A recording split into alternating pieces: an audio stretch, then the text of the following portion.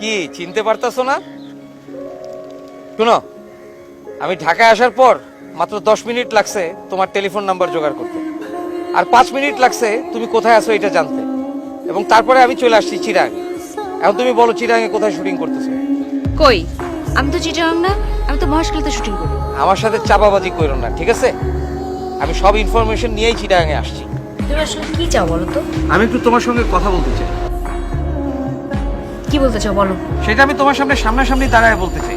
সেটা সম্ভব না। শিমু, তোমার সাথে আমার কি কমিটমেন্ট ছিল? আমি বিদেশ যাবো, টাকা রোজগার করবো, তারপরে ফিরে এসে তোমার বিয়ে করবো। আর এখন তুমি আমার চিনোই না, তুমি অনেক বড় স্টার হয়ে গেছো। তাই দেখো, আমি এখানে একটা কাজে আসছি, এখানে তোমার সাথে আলাদাভাবে আমার পক্ষে দেখা করা সম্ভব না। আমি কাজ শেষ করে ঢাকায় যাই, তারপর তোমার সাথে আমি সব বিষয়ে কথা বলবো। ওকে? দেখো শিমু, আমি এখানেই তোমার সাথে কথা বলতে চাই, 5 মিনিটের জন্য হলেও বলতে চাই, সামনাসামনি দাঁড়ায়া। তারপর যদি আমার মনে হয় যে তোমার সাথে আমার জীবনে আর দেখা করার দরকার নাই, I will never disturb you, কিন্তু I must meet you here. Okay, তুমি আমার সাথে অল্প সময়ের জন্য কথা বলতে পারবা, কিন্তু একটা শর্ত আছে। যখন আমার আশেপাশে কোনো লোকজন থাকবে না, তখনই শুধুমাত্র তুমি আমার সামনে আসতে পারবে।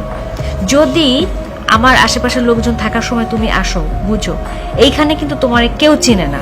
আমি যদি চিৎকার করি, তুমি কিন্তু অনেক ঝামেলায় পড়ে যাবে। আর শোনো, আমার প্রচন্ড মাইগ্রেনের পেন উঠছে, ঠিক আছে? এখন আমি তোমার সাথে কথা বলতে পারবো না। কোথায় অফিস থাকি?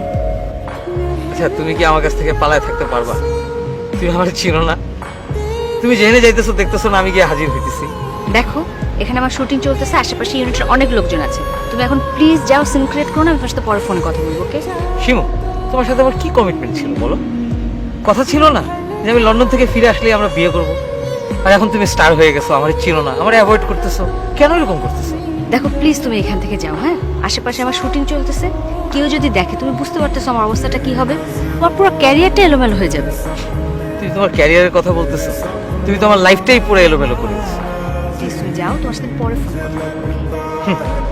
তুমি টেলিফোনের কথা কইতেছো, আমি লন্ডন থেকে তোমার কোটি কোটি বার ইন্টারন্যাশনাল কল করছি, তুমি প্রথম প্রথম কথা কইতা, পরে এমনও হয়েছে যে আমি না খাইয়া তোমার কল করছি, কিন্তু তুমি আমার ফোন ধরো।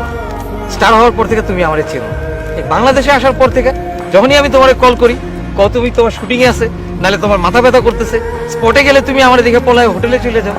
এগুলো কি করতেছো তুমি? তুমি যাও প্লিজ, আমার শুটিং এর লোকজন আসছে। আমি যাবো না।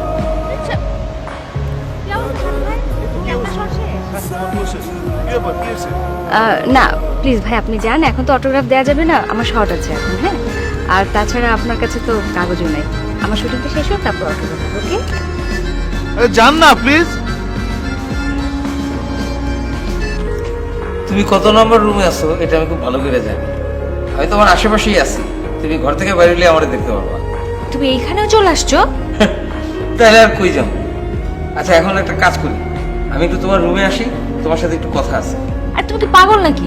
হোটেল ভর্তি শুটিং এর লোকজন, তুমি আমার রুমে আসবে মানে কি বলবে লোকজন সব? তাহলে তুমি আসো, চলো আমরা বাইরে কোথাও গিয়ে কথা কই। Are you crazy? তুমি জানো যে এই খবর ইন্ডাস্ট্রিতে জানলে কি অবস্থা হবে, আমার ক্যারিয়ারের উপর কি ইম্প্যাক্ট পড়বে? শোনো, আমি এখন খুবই গুরুত্বপূর্ণ একটা কাজ করতেছি, আমি কথা বলতে পারছি না, পরে কথা বলবো। Okay bye.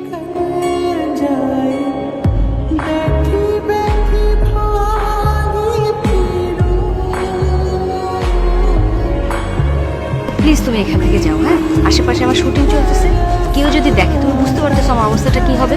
তোমার পুরো ক্যারিয়ারটা এলোমেলো হয়ে যাবে। তুমি তোমার ক্যারিয়ারের কথা বলতেছো, তুমি তোমার লাইফটাই পুরো এলোমেলো করে দিচ্ছো।